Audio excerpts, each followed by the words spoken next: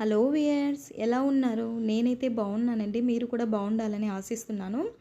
మరొక మంచి వీడియోతో అయితే మీ ముందుకు వచ్చేసానండి. వీడియోని ఎక్కడ చివరి వరకు స్కిప్ చేయకుండా చూడండి. మీకు చాలా మంచిగా ఉపయోగపడుతుంది. నిజంగా దయచేసి ఎక్కడ స్కిప్ చేయకండి. పూర్తిగా వినండి. మీకు ఖచ్చితంగా యూజ్ అవుతుంది. మన ఇండియాలో పేదవాడు ఇంకా పేదరికంలోకి వెళ్ళిపోతున్నాడు. ధనవంతుడు ఇంకా ధనవంతుడు అవుతున్నాడు. ఎందుకు పేదవాడు ధనవంతులుగా మారలేకపోతున్నాడు అని అంటే, పేదవాడు రిస్క్ తీసుకోవట్లేదండి. ఎక్కడ మదుపు చేయట్లేదు. సేవ్ చేస్తున్నాడే కానీ జస్ట్ ఆ సేవ్ చేసిన దాన్ని మదుపు ఎలా చేయాలో ఆలోచించట్లేదు. అలాగే రిస్క్ ఎక్కువ తీసుకోవట్లేదు. ఎందుకు నష్టాలు వస్తాయేమో, ఇంకా పేదరికంలోకి వెళ్ళిపోతామో అనే భయంతో ఉన్న డబ్బుని సేవ్ చేస్తున్నారే కానీ మదుపు అనేది చేయట్లేదు. కానీ ధనవంతుడు సేవింగ్స్ తక్కువ చేసినా కూడా మదుపు అనేది ఎక్కువ చేస్తున్నాడు. తను ఎక్కడో ఒక చోట పెట్టుబడి పెట్టడం, ఆ స్టాక్ మార్కెట్లలో ఇన్వెస్ట్ చేయడం, ఇలా ఎక్కడో ఒక చోట చేసి తన దగ్గర ఉన్న డబ్బుల్ని డబల్ చేస్తున్నాడు. అంటే డబ్బుతోనే డబ్బును సంపాదిస్తున్నాడు. అతను ఆ విధంగా ధనవంతులుగా ఉండిపోతున్నారు. కానీ పేదవాడు భయంతో ఎక్కడ మనకి నష్టాలు వస్తాయి, ఇంకా పేదరికంలోకి వెళ్ళిపోతామా అని చెప్పి దా ఆ ఉన్న డబ్బుని సేవ్ చేస్తారే కానీ మదుపు చేయట్లేదు. తన దగ్గర పేదవాడికి ₹1,00,000 దొరికితే ఆ ₹1,00,000తో తన అంటే కోరికలు ఉంటాయి కదా, కారు కొనుక్కోవాలి, బైక్ కొనుక్కోవాలి, ఇలా ఇల్లు కొనుక్కోవాలి, ఇలా కోరికల్ని తీర్చుకోవాలనే చూస్తున్నాడు. కానీ ఆ డబ్బుతో ఎక్కడ ఇన్వెస్ట్ చేస్తే మనకు మంచి లాభాలు వస్తాయి, ఇంకా మనం ఎక్కువ సంపాదించవచ్చు, ఏ దాంట్లో ఎక్కడ పెట్టుబడి పెడితే లేదు, ఏ బిజినెస్ చేస్తే మంచిగా లాభాలు వస్తాయని ఆలోచించట్లేదు. కానీ ధనవంతుడు ఎప్పుడూ తన విలువైన సమయాన్ని ఎక్కువగా డబ్బును సృష్టించడానికే ఆలోచిస్తున్నాడు. దీనికి ఒక నిదర్శనమైన ఒక స్టోరీ చెప్తాను. ఒక చిన్న స్టోరీ వినండి. ఒక ఊరిలో ఒక పేదవాడు ఉండేవాడు, ఒక ధనికుడు ఉండేవాడు. పేదవాడు ధనికుడిని చూసి, నేనేమో రోజు చేపలు పట్టడానికి ఇలా వెళ్తున్నా, నాకు ఇన్ని కష్టాలా, ఇతనికి ధనవంతునికి నాలాగా ఇలా కష్టాలు వస్తే పేదరికంలోకి వెళ్తే తెలుస్తుంది నా పేదరికం కష్టాలు అని ఒకరోజు అనుకుంటూ ఉంటాడు. ఆ రోజు నైట్కే ఆ పేదవానికి దేవుడు ప్రత్యక్షమయ్యి ఏం వరం కావాలనో కోరుకోమంటాడు. అప్పుడు ఆ పేదవాడు మా ఊర్లో ఉండే ధనవంతుని పేదరికంలోకి మార్చమని అడుగుతాడు. అప్పుడు దేవుడు నవ్వుకొని సరే అని చెప్పి మాయమవుతాడు. పొద్దున తిరిగి చూసేసరికి ఆ ధనవంతుడు పేదరికంలో ఉంటాడు. అప్పుడు ఆ పేదవాడు ఈ పేదవాడు కలిసి ఇద్దరు చేపలు పట్టడానికి వెళ్తారు. చేపలు పట్టడానికి వెళితే ఇద్దరికి 10 చేపలు పడతాయి. తనకు 10 చేపలు, తినకు 10 చేపలు పడతాయి. పేదవాడికి ఇంకొక ధనవంతుడు పేదవాడిగా మారిన అతనికి.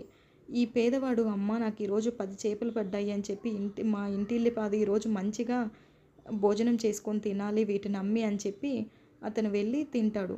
కానీ ఈ ధనవంతుడు పేదవాడిగా మారిపోయాడు కదా, ఇతను 10 చేపల్లో 2 చేపలనే తన ఇంటికి తీసుకెళ్తాడు. మిగిలిన 8 చేపల్ని అమ్ముకొని ఆ డబ్బుతో ఒక మనిషిని అతని దగ్గర పెట్టుకొని నెక్స్ట్ రోజు తనతో పాటు ఆ మనిషిని పనివాడిని తీసుకొని చేపలు పట్టడానికి వెళ్తాడు.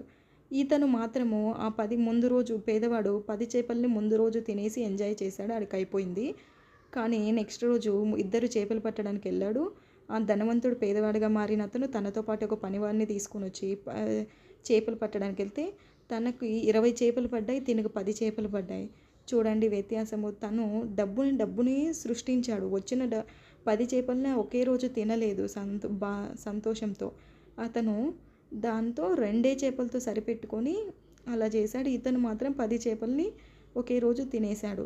ఈ ధనవంతుడు పేదవాడిగా మారిన అతను కొద్ది రోజుల్లోనే మళ్ళీ ధనవంతుడు అయిపోతాడు. ఈ పేదవాడు మాత్రం ఎప్పటికీ పేదవాడిగానే ఉండిపోతాడు. సో డబ్బును సృష్టించే మార్గాలు ఎంచుకోవాలి కానీ ఇలా డబ్బుని పెట్టుబడిగా కానీ స్టాక్ మార్కెట్లలో కానీ పెట్టకపోతే మన డబ్బుగానే ఉండిపోతుంది. మనము రోబో సినిమాలో చెప్పినట్లు ఒక రోబో ఇంకొక రోబోను సృష్టించినచ్చు, మన డబ్బు ఒక దగ్గర ఉన్న డబ్బు ఇంకొక డబ్బును సృష్టించేలాగా చేయాలి. మన దగ్గర ₹500 ఉంటే ఆ 500తో ఇంకొక ₹50 ఎలా సంపాదించాలనే చూడాలి కానీ ఆ ₹550 ఎలా ఖర్చు పెట్టాలని మాత్రం చూడకూడదు. ఈ విషయాన్ని మాత్రం మనం మర్చిపోవద్దు. ఇలాంటి చిన్న చిన్న విషయాలే పేదవాడిని ఇంకా పేదరికంలోకి తీసుకెళ్ళిపోతున్నాయి. తను భయంతో ఎక్కడ ఇన్వెస్ట్మెంట్ చేయట్లేదు, ఏ బిజినెస్లోకి పెట్టట్లేదు. తను కష్టపడుతున్నాడు కానీ పొద్దుటి నుంచి రాత్రి వరకు తగిన ప్రతిఫలం దక్కట్లేదు. ధనవంతుడు కష్టపడేది తక్కువ కానీ సంపాదించేది ఎందుకు? అతను ఎక్కువగా రిస్క్ తీసుకొని అక్కడ ఇన్వెస్ట్మెంట్ అనే ఒక దాన్ని చేయడం వల్ల తను డబ్బుతో డబ్బును అనేది సృష్టించగలుగుతున్నాడు. కానీ పేదవాడు అలా చేయట్లేదు. సో మీ దగ్గర గనుక డబ్బు ఉంటే దాన్ని మంచి స్టాక్ మార్కెట్లలో కానీ, లేకపోతే మంచిగా వడ్డీ వచ్చే చోట కానీ అలా ఇన్వెస్ట్ చేసినట్లయితే అది మన కొద్ది రోజులకే డబల్ అవుతుందండి. అలా కాకుండా మన దగ్గర పెట్టుకుంటే దాని వాల్యూ ఏం పెరగదు, అలానే ఉంటుంది. ఒక రూ. 1000 మీ దగ్గర ఉందనుకోండి, ఆ రూ. 1000ని నువ్వు సంవత్సరం అంతా నీ దగ్గర పెట్టుకుంటే అది రూ. 1000గానే ఉంటుంది.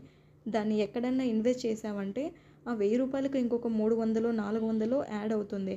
సో మన దగ్గర ఉన్న డబ్బుని మదుపు ఎలా చేయాలి అని చూడాలే గానీ, దాన్ని ఎలా ఖర్చు పెడదామా, ఎక్కడ ఖర్చు పెడదామా అని మాత్రం ఆలోచించుకోండి. మీ దగ్గర ఉన్న శాలరీలోనే సేవ్ చేసిన ఎంతో కొంత సేవ్ చేస్తూ ఉంటారు కదా! సేవ్ చేసిన అమౌంట్‌ని మంచి ప్లేస్‌లో, మంచి స్టాక్ మార్కెట్‌లలో గానీ, ఏదైనా బ్యాంకులో గానీ ఎక్కువ ఇంట్రెస్ట్ ఇస్తుంటారు కదా! అలాంటి బ్యాంకుల్లో గానీ, అట్లా ఏదైనా మంచి ప్లేస్‌లో ఇన్వెస్ట్‌మెంట్ చేసి మీరు డబల్ చేసేలాగా చూసుకోండి. మీ దగ్గరే పెట్టుకుంటే దాని వాల్యూ ఎప్పటికీ పెరగదు. ఉన్నది ఉన్నట్లే, ఎక్కడ వేసిన గొంగలి అక్కడే ఉన్నట్లు మీ డబ్బు అక్కడే ఉంటుంది. అలా కాకుండా దాన్ని మంచి ప్లేస్‌లో పెడతారని కోరుకుంటున్నాను. సో అట్లా చేస్తేనే పేదవాడు కూడా ఇంకొంచెం పేదరికాన్ని దాటేసి ధనవంతులుగా మారడానికి ఛాన్స్ ఉంటుందండి. లేకపోతే మనం ఎక్కడ వేసిన వాళ్ళం అక్కడే ఉంటది. ధనవంతులు ధనవంతులుగానే ఉంటారు. మన పేదరికం వాళ్ళు ఇంకా పేదరికంలోకి వెళ్ళిపోతారు. సో నేను చెప్పేదేంటంటే, ఒక డాక్టర్ కొడుకుని డాక్టర్ చేయాలనుకుంటాడు. ఒక లాయరు వాళ్ళ కొడుకుని లాయర్ ఒక యాక్టర్ వాళ్ళ కొడుకుని యాక్టర్ చేయాలనుకుంటాడు. కానీ ఒక పేదవాడు తన కొడుకుని పేదరికంలోకి మాత్రం నెట్టాలి అని అనుకోడు కదా! ఇంకా మంచి పొజిషన్‌లోకి తీసుకెళ్ళాలనుకుంటాడు కదా! సో మీరు అలా మీ మీ వంశాన్ని మంచి పొజిషన్‌లోకి తీసుకెళ్ళాలంటే మీరు గనక ఖచ్చితంగా మదుపు అనేది చేయాలండి. సో వీడియో ఎలా అనిపించిందో కామెంట్ రూపంలో తెలియజేయండి. నెక్స్ట్ వీడియోలో